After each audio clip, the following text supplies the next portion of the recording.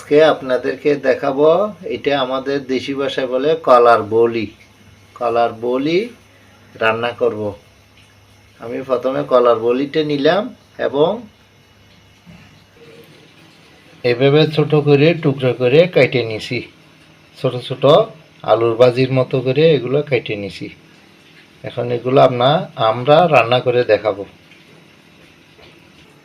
আমরা ফেলন বিচি বলি, এই ফেলন বিচিগুলো আমরা খোসা সাইডে নিছি, আগে বাইজে নিয়ে খোসা সাইডে নিছি। এখন এগুলো মিক্স করব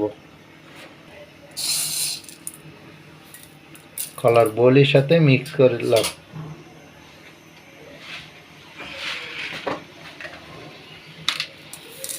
মসুর ডাল দিলাম,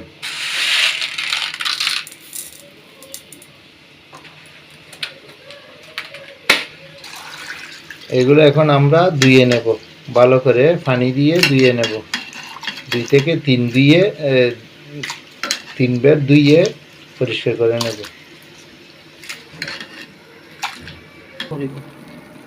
পেঁয়াজ দিয়ে দিলাম, আমাদের ধুয়ে নিলাম এগুলো, পেঁয়াজ কুচি দিয়ে দিলাম।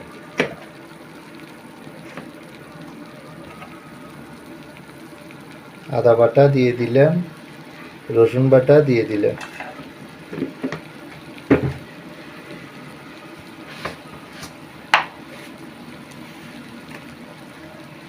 পরিমাণ মতো লবণ দিয়ে দিলাম।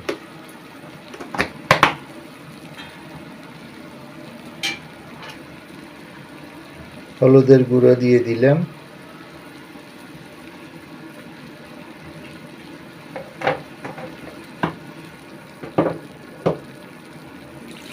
একটু পানি দিয়ে দিলাম।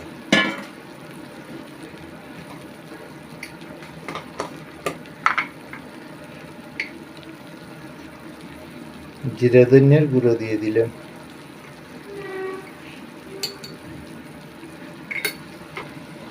কাঁচামরিচ দিয়ে দিলাম, এগুলো আগে ব্লান্ড করে রাখছিলাম, একটু কাঁচামরিচ দিয়ে দিলাম এবং পানি দিয়ে আমরা সব মেখে নেব।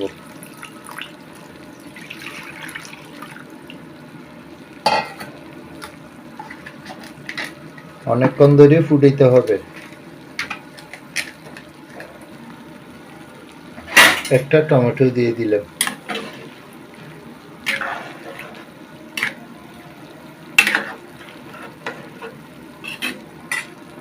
এগুলো যখন সিদ্ধ হয়ে যাবে, পুরোটা রান্না করার পরে আমরা তেলের মধ্যে দেব।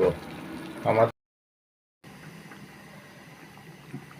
বলিতে মাখা মাখা হওয়ার জন্য একটু চাউলের গুঁড়ি দিয়ে আমরা আগে একটু পানি দিয়ে মেখে নেব।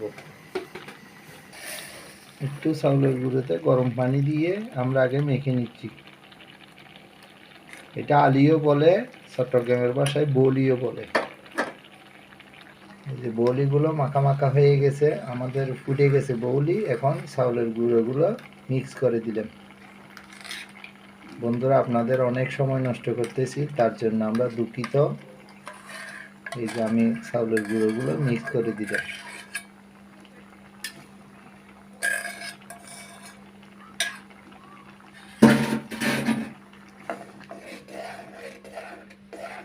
আমাদের বলি হয়ে গেছে। এখন ধনিয়া পাতাগুলো দিয়ে দেব, দিয়ে একটু ভালো করে সিদ্ধ করে নিতে হবে, যেহেতু চালের গুঁড়ো দেওয়া হয়েছে। সর্বশেষে আমরা তেলের মধ্যে দেব, এখনো তেলের মধ্যে দেওয়া হয়নি। এইভাবে খেলে অনেক স্বাদ ভালো লাগবে, একটু কষ্ট করে খেলেও অনেক ভালো লাগবে। কলার বলিতে একদম ঘরোয়াভাবে রান্না হয়েছে আমাদের হয়ে গেছে। এখন নামাই নিলাম, এখন আমরা তেলের মধ্যে দিয়ে দেব। তেল দিয়ে নিলাম,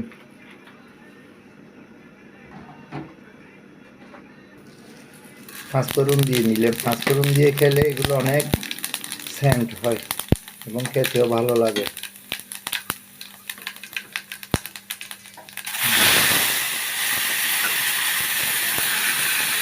এই যে অনেক সেন্ট হয়েছে।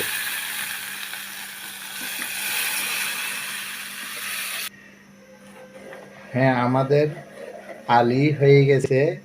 এগুলো মাখা মাখা ঝোল দিয়ে রান্না। আপনাদের যদি ভালো লেগে থাকে আপনারা একটা সাবস্ক্রাইব করবেন, লাইক দেবেন, শেয়ার করবেন। ভালো থাকবেন, সুস্থ থাকবেন। ভালো করে রান্না দেখে আপনারা রান্না করে খাবেন। ধন্যবাদ।